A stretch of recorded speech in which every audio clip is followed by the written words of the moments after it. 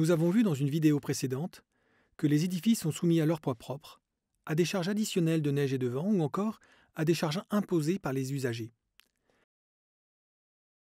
Ces charges se transmettent d'un élettement à un autre, de haut en bas, de la toiture du bâtiment jusqu'à ses fondations, passant ainsi de la fonction franchir à la fonction porter, puis fonder. Ce cours est consacré à ce principe de transfert des charges ainsi que leur distribution sur les éléments constitutifs. Ce principe s'appelle la descente de charge et sa connaissance précise permet de dimensionner les éléments de structure. Tout d'abord, rappelons la différence entre les masses et les poids.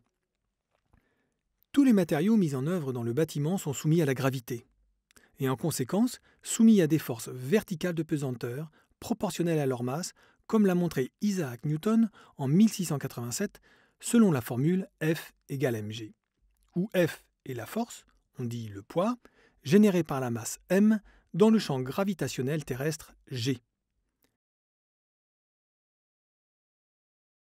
M s'exprime en kilogrammes, G est une accélération constante à la surface de la Terre et prend la valeur de 9,81 mètres par seconde carré, et F est en newton avec la lettre N majuscule. Dans les faits, moyennant une petite approximation acceptée dans le monde du bâtiment, un poids de 1 newton correspond à une masse de 100 grammes.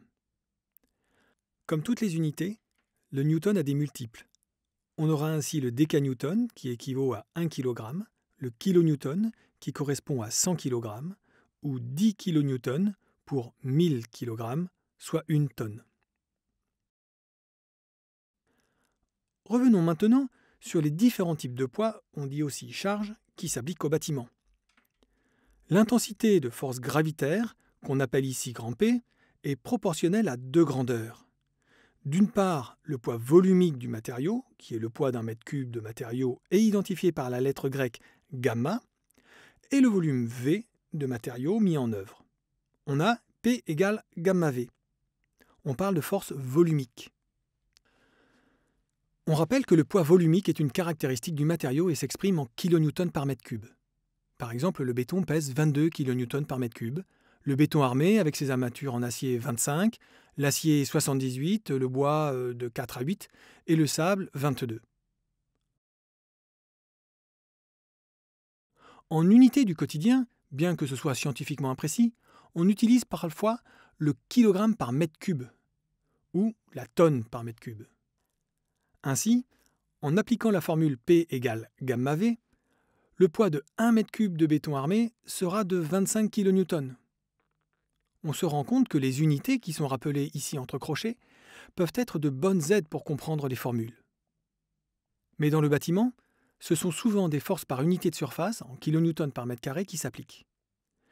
Par exemple, si on s'intéresse à une dalle de béton armé de 20 cm d'épaisseur, extraite de notre cube élémentaire, on trouvera, à l'aide de l'expression P égale gamma V, qu'elle pèse 5 kN, et ceci pour une surface de 1 mètre carré.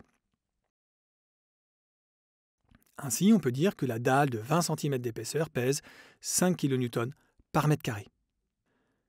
De façon plus formelle, en rapportant la charge globale grand P à la surface unitaire, on obtient une charge répartie sur une surface qu'on appelle petit p et dont l'unité est le kilonewton par mètre carré. On est en présence d'une force surfacique et la formule précédente se simplifie en petit p égale poids volumique gamma fois l'épaisseur.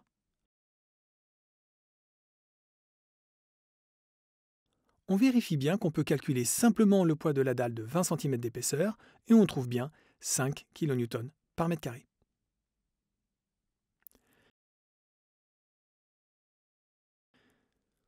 Pour le calcul de structure, les charges surfaciques prises en compte ne sont pas seulement celles du poids propre. Il y a aussi les charges d'exploitation qui correspondent aux usages des locaux. Elles sont variables et définies par la réglementation. Ainsi, pour une bibliothèque, on impose de prendre 4 fois plus de charges surfaciques que pour une habitation, à cause du poids des livres.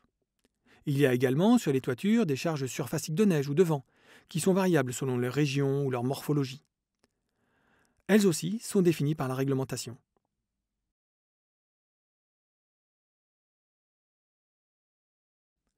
En plus des charges surfaciques qui correspondent généralement aux charges appliquées sur les planchers ou les toitures, Les charges peuvent être linéiques, lorsqu'elles ont une répartition le long d'une ligne. Ce sont typiquement les chargements des poutres et autres éléments de franchissement.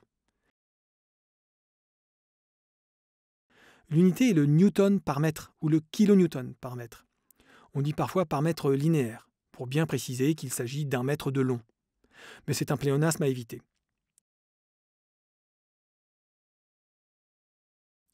Les forces peuvent aussi être ponctuelles lorsqu'elles s'appliquent en un point, même si on sait que dans la nature, aucune force ne l'est réellement.